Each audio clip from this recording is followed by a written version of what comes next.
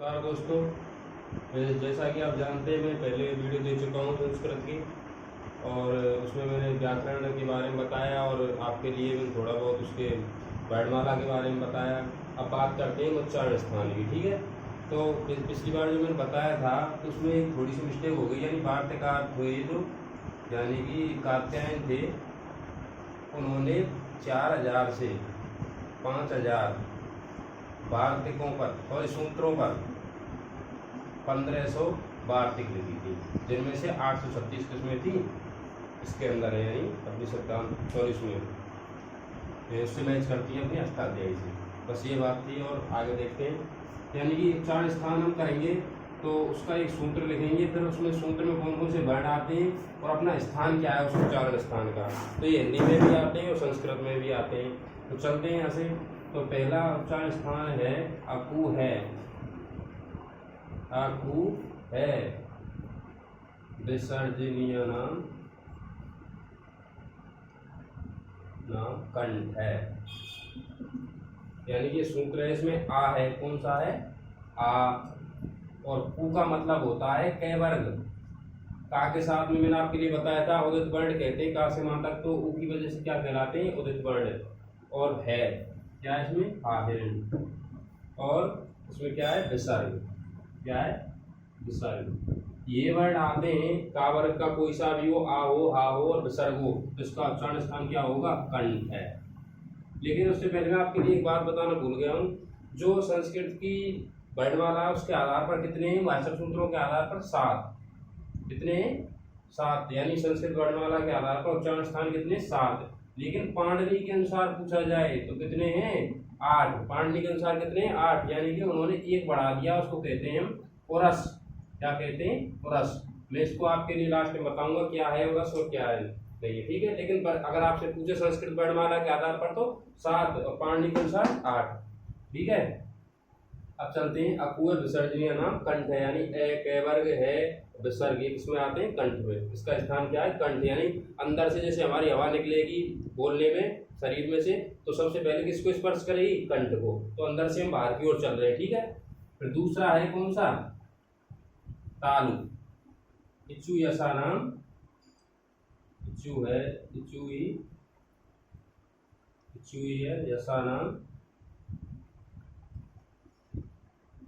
यसा नाम तालु। यानी कि इसमें ई है और चा वर्ग है और या है और सा शलगम है। और इसका जो उच्चारण स्थान होगा वो क्या होगा, तालु।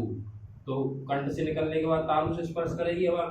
फिर उसके बाद में दूसरा है मूर्धा, यानी कि तालु के बाद में दांतों के ऊपर जो थोड़ी लकीरें होती हैं ऊपर वाले दांतों के ऊपर, उनको हम क्या कहते हैं, मूर्धा।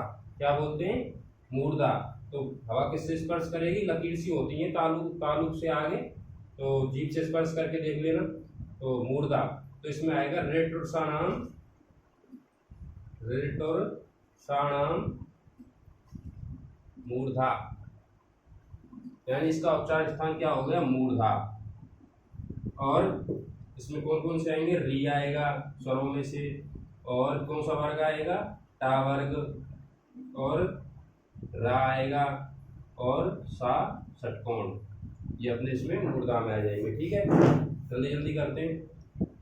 दूसरा क्या है, ऋतुषाणाम मूर्धा। फिर दांतों से स्पर्श करती है, ऋतुषाणाम, ऋतुल सानाम दंता। आपको पता होगा सा बोलने में एक जैसे, लेकिन तीनों के सा के उच्चारण स्थान अलग अलग हैं। तो इसमें लरी और कौन सा वर्ग आ गया, ता वर्ग, और क्या आ गया, ला और सासरे। तो क्या हो गया, दंता। ऋतुषाणाम दंता। फिर किससे स्पर्श करेगी, होठों से। किससे, होठों से। तो उपपद्यमानीय, उपपद्यमानीय ओष्ठौ। तो अपना क्या हो गया, ऊ हो गया, और क्या हो गया, पा वर्ग हो गया, और उपपद्यमानीय ओष्ठौ। यही है इसमें होठ है, यानी होठों को क्या बोलते हैं, ओष्ठ। फिर नासिका, क्या है, नासिका का सूत्र है यमगणना नाम नासिका। क्या है? यमगणना नाम नासिका। यानी कि जो अनुनासिक वर्ण है क्या है? अनुनासिक यमगणना, ये इनका क्या होता है उच्चारण स्थान? नासिका। क्या होता है? नासिका। लेकिन इनका एक उच्चारण स्थान नासिका होता है और उसके साथ में ही आपको पता हो दूसरा होगा, यानी कि ये का के साथ में जो ये वाला डय आएगा तो इसका कंठ भी होता है, यानी कि कंठ प्लस नासिका दोनों होते हैं इसके। तो इसके चा वाले का ये होता है तो इसका भी इसमें से और इसमें से दोनों हो जाएंगे, यानी कि डबल होता है। नासिका ये जो अनुनासिक वर्ण इनके डबल होते हैं, क्योंकि इनके साथ भी आते हैं और अलग से भी आते हैं। तो उच्चारण स्थान इनके दो हो जाते हैं, ठीक है, मिक्स। और उसके बाद में कौन सा उच्चारण स्थान आएगा? जिह्वामूलीय, यानी कि जिह्वामूल से, यानी कि पा सॉरी का और खा, ये आप सॉरी हाँ जिह्वामूल से ये आपके हो गए यहाँ पर।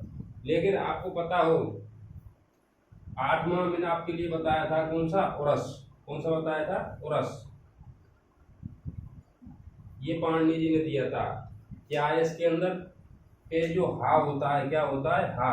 तो इसके साथ में हम बा लगा देते हैं, हा के साथ में री लगा देते हैं, हा के साथ में जो भी लगा देते हैं इनको क्या कहते हैं? उरस वर्ण कहते हैं। कौन सा वर्ण कहते हैं? उरस। तो इनका उच्चारण स्थान अलग मान लिया है।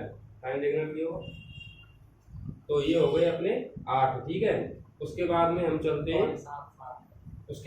चलते हैं जो ऐसे वर्ण हैं जिनके डबल डबल उच्चारण स्थान है। कैसे? डबल डबल उच्चारण स्थान।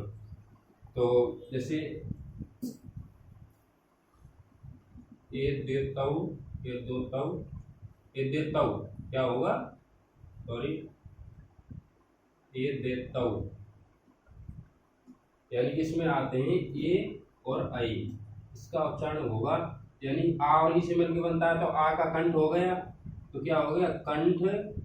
और आ और किससे मिलते हैं? ई से, तो क्या हो जाएगा? ई किस में आता है? तालु में, तो कंठ तालव्य या कंठ तालु कह देते हैं इसको, ठीक है।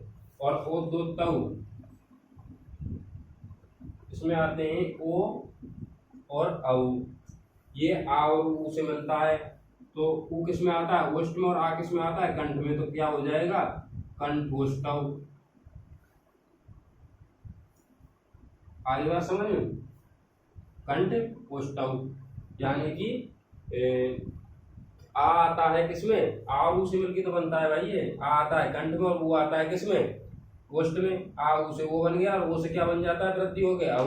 तो ये ऐसे हो जाता है, ठीक है। लेकिन दंतोष्टम, इसको ध्यान रखना, ये बहुत बार पेपर में मिलता है। दंतोष्टम यानी कि इसमें आता है बकारस्य, बकारस्य यानी कि बा। इसका उच्चारण स्थान स्पेशल है, यानी क्या है? दंतोष्ट। क्या है? ये हो गया।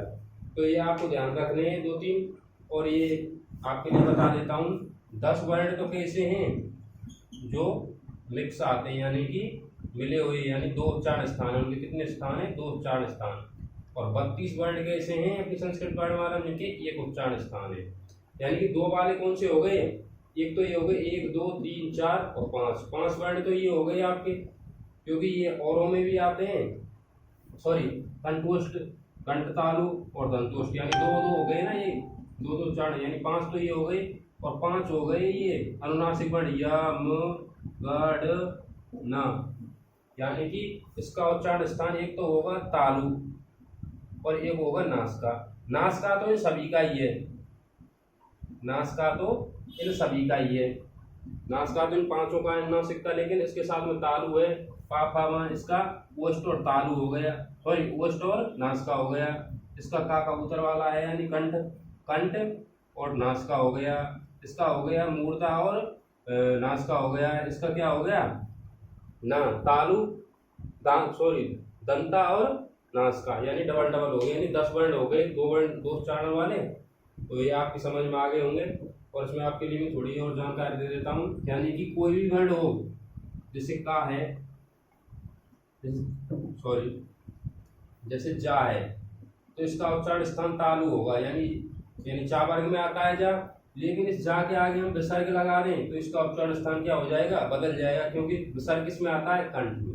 इस बात को आप ध्यान रखना। पीछे अगर विसर्ग लगा दिए जाए तो आप पहले इसको देखेंगे जा किसमें आता है तो आप क्वेश्चन को क्या कर देंगे, गलत कर देंगे, लेकिन जैसे विसर्ग लग जाएगा तो उसका उच्चारण स्थान भी क्या हो जाएगा, चेंज, क्योंकि विसर्ग का स्पेशल उच्चारण स्थान होता है क्या, कंठ। तो ये आपको ध्यान रखना है, ठीक है। ये बेसिक नॉलेज थी। अब मैं इसके साथ ही आपको ले जाता हूँ, उच्चारण स्थान यहाँ पर शायद खत्म हो चुके हैं और मेरे हिसाब से आप समझ भी चुके होंगे, लेकिन आपके लिए मैं एक जानकारी और दे देता हूँ। नमस्कार, ये हो गए आपके सभी, ठीक है, उच्चारण स्थान आपके कंप्लीट है। अब इसके बाद में हम चलते हैं यत्नों की ओर। कितना टाइम हो गया इसको, 10, कोई दिक्कत नहीं। अब प्रयत्न बोलते हैं, क्या बोलते हैं, प्रयत्न, सॉरी प्रयत्न या यत्न, इनको यत्न भी बोल देते हैं। ये कितने प्रकार के होते हैं, 2 प्रकार के। पहले तो उसको हमको डायग्राम में पता होना चाहिए। एक तो होता है अभ्यांतर और एक होता है बाह्यांतर, ठीक है, 2 प्रकार के। ये होते हैं कितने प्रकार के, 5 प्रकार के। कितने प्रकार के, 5 प्रकार के। तो 5 कौन कौन से हैं? पहला है स्पृष्ट, इसके अंदर कौन से आते हैं, स्पृष्ट के अंदर आते हैं का से और माँ तक, यानी 25, ठीक है, यानी टोटल व्यंजन आ जाते हैं वर्गों के लगभग। फिर ईषद स्पृष्ट, कैमरे में दिख रहा होगा, देखना यहाँ तक, ईषद स्पृष्ट, यानी कि इसमें आते हैं कौन कौन से, सा और हा, ठीक है। और सॉरी, ईषद स्पृष्ट में ये नहीं आते हैं, यानी कि वो आते हैं कौन से, अंत्यस्थ, यानी या, वा, रा और ला। फिर आता है कौन सा, ईषद विव्रत, कौन सा आता है, ईषद विव्रत। और इसमें कौन कौन से आ जाते हैं, सा और हा। ये आपके यहाँ तक समझ में आ गया होगा। फिर आता है कौन सा, विव्रत। विव्रत में कौन कौन से आते हैं, इसको यहीं पर समझ लेना, आगे समझाने की कोई वो नहीं इसमें। विव्रत में आते हैं आपके यानी कि सभी स्वर, क्या आते हैं, स्वर, यानी कि अच आते हैं, सभी क्या आ जाते हैं इसमें, स्वर। लेकिन एक और होता है समृत, इसको समझने में ये ज़्यादा बार क्वेश्चन देखने को मिलता है हमको। तो समृत में आता है ओनली आ, कौन सा आता है, आ। लेकिन ये आता कैसे, ये स्वरों में भी आता है और समृत में भी आता है। लेकिन इसमें आपको समझने की बात है, अगर हम व्याकरण में जैसे संधि कर रहे हैं तो आ प्लस आ, तो ये कौन सी दशा हो गई, प्रक्रिया दशा हो गई। आपकी कौन सी दशा हो गई, प्रक्रिया। तो प्रक्रिया दशा में ये क्या होगा, समृत नहीं होगा, क्या होगा, ये विव्रत होगा। क्या होगा, क्योंकि स्वरों में गिना जाएगा। किसमें गिना जाएगा, क्योंकि स्वर से स्वर की क्या हुई है, संधि हुई है, तो किसमें गिना जाएगा, विव्रत में। लेकिन ये आ का प्रयोग लौकिक तरीके से किया जाए, लौकिक या प्रयोग रूप में, कैसे, प्रयोग रूप में ये प्रक्रिया और ये प्रयोग है। आपको ध्यान रखना है, इन दोनों वर्णों में पूछ लिया जाता है प्रक्रिया दशा में कैसा होता है, प्रयोग में कौन सा होता है।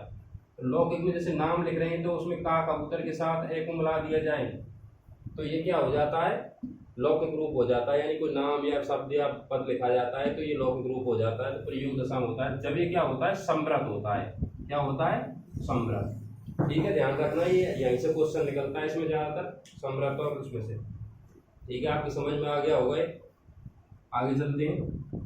लेकिन सिद्धांत, लघु सिद्धांत कौमुदी के आधार पर ये 5 प्रकार के होते हैं और सिद्धांत कौमुदी के आधार पर कितने के, 4 प्रकार के, क्योंकि इसमें से ईषद विव्रत को विव्रत में ही जोड़ दिया जाता है, यानी सा को इसमें जोड़ दिया जाता है स्वरों के साथ में, ठीक है।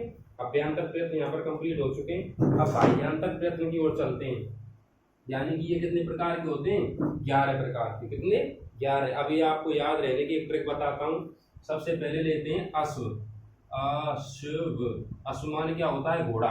क्या होता है, घोड़ा। तो आ से क्या बन गया, अघोष। क्या बन गया, अघोष। और सा से क्या बन गया, श्वास। और बा से क्या बन गया, बाद, सॉरी व्यवहार। क्या बन गया, व्यवहार।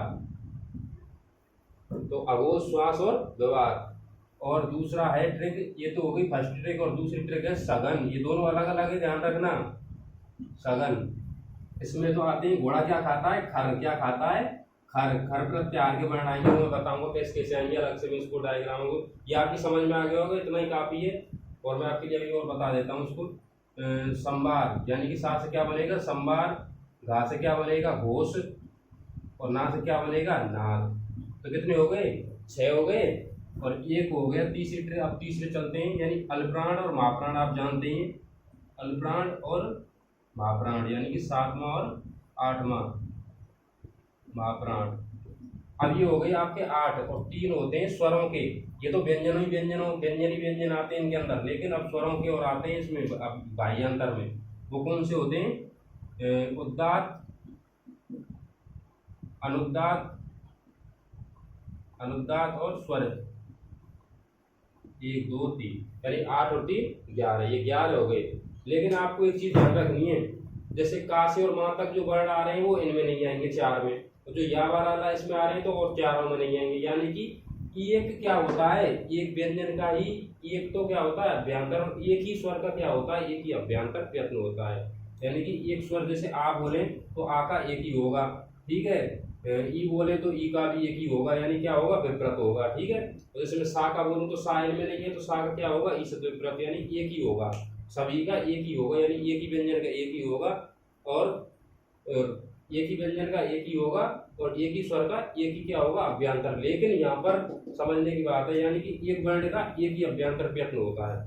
लेकिन बाह्यांतर को अब मैं इसको मिटा रहा हूँ, आप समझ लेना, ये ट्रिक आपके नाम याद रखने की है। बाकी मैं यहाँ पर समझा रहा हूँ बाह्यांतर प्रयत्न को स्पेशल, ठीक है। अभ्यंतर आपकी समझ में आ गया होगा खूब अच्छी तरह से, अभ्यंतर में नहीं समझना काफी है, लेकिन बाह्यांतर में थोड़ा चक्कर पड़ जाता है, तो इसको आप ध्यान से समझें, ठीक है। तो बाह्यांतर प्रयत्न की बात कर रहे हैं, कौन से की, बाह्यांतर। तो बाह्यांतर की बात कर रहे हैं तो इसमें 11 होते हैं, यानी अश्व। अश्व को समझे पहले। अश्व में क्या आता है, यानी कि ये 3 होते हैं, यानी कि अघोष, श्वास और व्यवहार। तो इसके अंदर क्या आते हैं, वर्ग का पहला और दूसरा, यानी कि का खा चा छा जा झा, सॉरी जा नहीं, का खा चा छा टा ठा पा फा, ये यानी पहला दूसरा वर्ण। वर्ग का कौन सा, वर्ग का पहला दूसरा, यानी का खा चा छा पा फा टा ठा ता था, यानी पहला दूसरा आ गए ना, ये आपको समझ में आना चाहिए। इनको क्या कहते हैं हम, खर प्रत्याहार के वर्ण। कौन से प्रत्याहार के, खर के। यानी अश्व क्या खाता है, खर, और खर खाने के बाद में क्या है, वो जोर से क्या करता है, बोलता है। तो जोर से बोलता है तो ऊष्मा लगती है, तो ऊष्म व्यंजन आ गए। कौन से व्यंजन आ गए इसकी, इसी के साथ में, तो सा और सा, यानी हा नहीं आता है इसके साथ में, ठीक है, ये ध्यान रखना। और पहला दूसरा आ रहा है तो कू कू गू, यानी यम भी आ जाते हैं इसमें, पहले और दूसरे। कौन से, कू और हूँ, ये आपको ध्यान रखने, ठीक है। और एक क्या आ जाता है इसके साथ में, विसर्ग। ये आपकी समझ में आ गए कौन कौन से वर्ण आ गए। लेकिन आपको ये ध्यान रखना है, अश्व में आते हैं, यानी अघोष, श्वास और व्यवहार में आते हैं, वो किस में नहीं आएंगे, सघन में नहीं आएंगे। यानी कि संभार, घोष और सघन, नाद, घोष, देखो कैसे नहीं आएंगे। और संभार, इसमें आते हैं तीसरा, चौथा और 5वां, यानी कि जैसे छा जा झा और ना, और यानी ठा, सॉरी डा ढा और ना, ऐसे मतलब तीसरे पहले दूसरे तीसरे। तो यानी कि ये कौन से प्रत्याहार में आते हैं, हस में, यानी 5 वर्ग के हस प्रत्याहार में आते हैं, यानी हास होता है, समझ लेना, इसको याद करें तो खरिया हस, ठीक है। अब ये आगे आपको समझ में यहाँ तक। अब एक बात बताइए, तीसरा चौथा 5वां वर्ण इसमें होगा, तो इसमें तो नहीं है ना वो, तो यानी कि एक व्यंजन के कितने हो गए, ये 3 हो गए। अगर इसमें होगा वो व्यंजन तो इसमें नहीं होगा, इसमें होगा तो इसमें नहीं होगा। जैसे मान लीजिए का है, तो का के कितने हो गए, ये हो गए, अघोष हो गया, श्वास हो गया और व्यवहार हो गया। लेकिन का इसमें नहीं है, ठीक है, तो का इसमें नहीं है तो 3 ही माने जाएंगे। अगर जैसे जा ले लो तो जा इसमें नहीं है, तो इसके ये 3 हो गए, तो 3 हो गए ना यहाँ पर। यानी बाह्यांतर प्रयत्न कितने हो गए, 3, और एक वहां पर 4 हो गए ना। और आगे और देखते हैं और भी आ सकते हैं व्यंजन में कौन कौन से आते हैं। तो इसके साथ में क्या आता है, या बा रा और ला और हा। और जब दूसरा सॉरी तीसरा चौथा 5 में आ रहा है तो यम के भी कौन से आ जाएंगे, 4 ही होते हैं।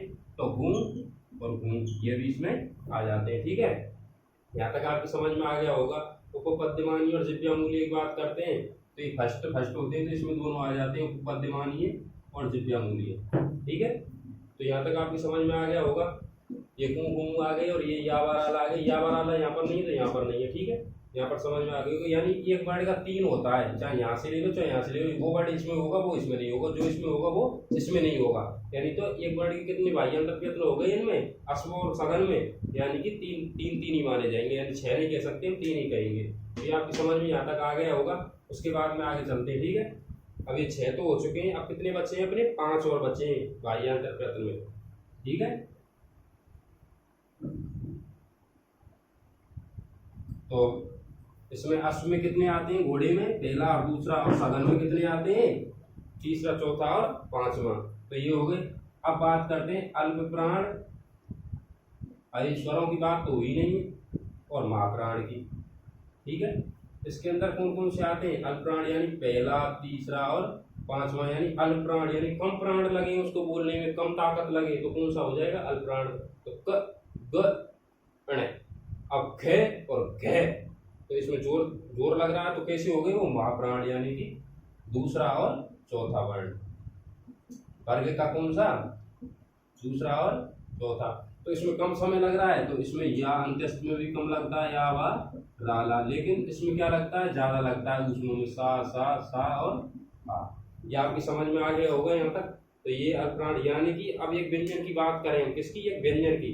तो एक व्यंजन का अभ्यंतर प्रयत्न कितना होगा, एक होता है कि नहीं होता है। जैसे स्वरों का एक होता है, वैसे अभ्यंतर प्रयत्न कितना होता है, एक। लेकिन बाह्यांतर की बात करें, 3 तो उसमें हो गए, एक तो अभ्यंतर हो गया, और 3 कौन से हो गए, या तो सघन होगा या अश्व होगा, और एक इसमें से आ जाएगा। जो इसमें होगा वो इसमें नहीं होगा, वो इसमें होगा वो इसमें नहीं होगा। तो एक इसमें से आ जाएगा। अल्पप्राण और महाप्राण में टोटल कितने हो गए भाई, 5। कितने हो गए, 5। तो एक व्यंजन के एक अभ्यंतर और 4 बाह्यांतर प्रयत्न होते हैं एक व्यंजन के। ये बात समझ बैठ गई।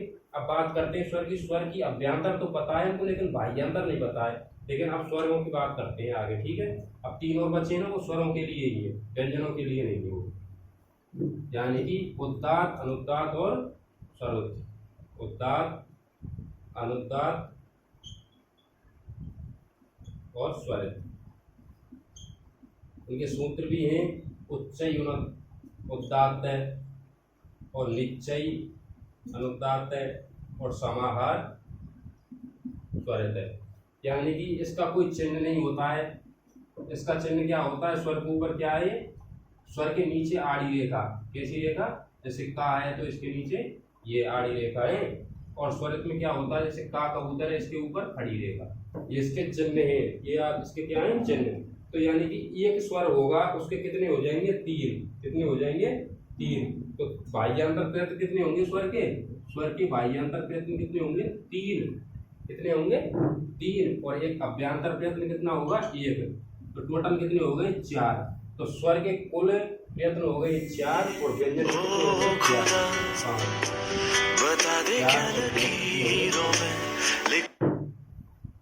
4 और 1 कितने हो गए, 5। 4 और 1 कितने हो गए, 5। यानी ये तो व्यंजन के हैं और ये स्वर के। 1 मिनट और 2 मिनट और समझ लो इसको, मैं दोबारा से एक बार और समझा देता हूँ। यानी कि ये बात करते हैं स्वरों की। तो एक प्रयत्न तो किसका होगा, अभ्यंतर का। यानी मैंने आपके लिए बताया था, जो कि किसमें आता है, विपरीत में। ठीक है, और 3 किसमें होंगे, बाह्यांतर में, स्वरों के। टोटल कितने हो जाएंगे, 4। लेकिन व्यंजनों की बात करें, 3 तो उनमें से हो जाएगा, या तो अश्व में होगा वो वर्ण, या सघन में होगा।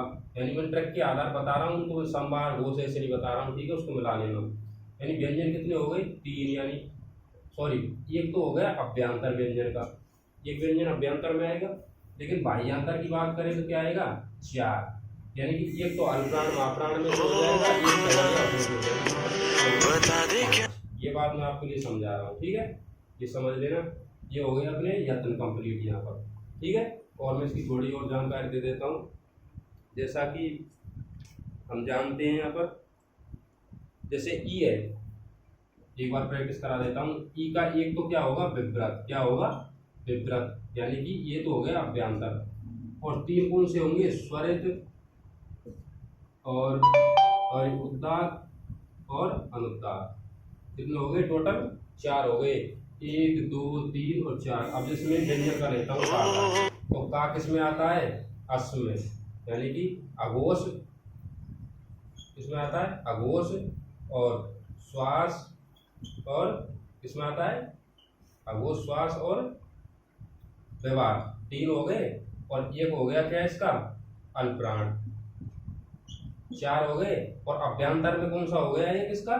यानी कि स्पृष्ट, यानी का से मां तक नहीं आते, स्पृष्ट। टोटल कितने हो गए? 5। तो एक व्यंजन के 5 और एक स्वर के कितने हो जाते हैं? 4। लेकिन आपके लिए मैं थोड़ी सी जानकारी और दे देता हूँ, समझ लें। जैसे हमारा जो आ है, मैं आपके लिए सवर्ण संज्ञा वगैरह कराऊंगा तो उसमें काम आएगा। तो ये आ किस प्रकार का होता है? आ के कितने भेद होते हैं? तो आ के होते हैं ह्रस्व, दीर्घ और एक प्लुत। तो इसके भी कितने हो जाते हैं? 3, यानी कि उद्दात, अनुदात और स्वरित। और इसके भी 3, इनके यानी कि 1 2, यानी यही होते हैं उद्दात, अनुदात और स्वरित 3। और इसके भी क्या हो जाते हैं? उद्दात, अनुदात और स्वरित 1 2 और 3। और फिर इसके भी कितने हो जाते हैं? 2, यानी कि अनुनासिक और अनुनासिक, अनुनासिक और अनुनासिक। तो इसके भी 2 2, इसके भी 2 और इसके भी 2 और इसके भी 2 और इसके भी 2। ठीक है, अनुनासिक और अनुनासिक, अनुनासिक और अनुनासिक, यानी कि 2 2 हो जाते हैं सभी के। इसके भी 2, इसके भी 2। टोटल कितने हो गए? 1 2 3 4 5 6 7 8 9 10 11 12 13 14 15 16 17 18। यानी कि एक स्वर के कितने हो जाते हैं? 18 ह्रस्व स्वर के। और दीर्घ कितने होते हैं? 12। इसीलिए री और लिरी की सवर्ण संख्या कराकर कितने हो जाते हैं? 30। ठीक है, आज के लिए इतने काफी है। मैं आगे संज्ञा कराऊंगा, उसमें अच्छी तरह समझाऊंगा उसको। ठीक है, आज के लिए इतना ही काफी है। धन्यवाद।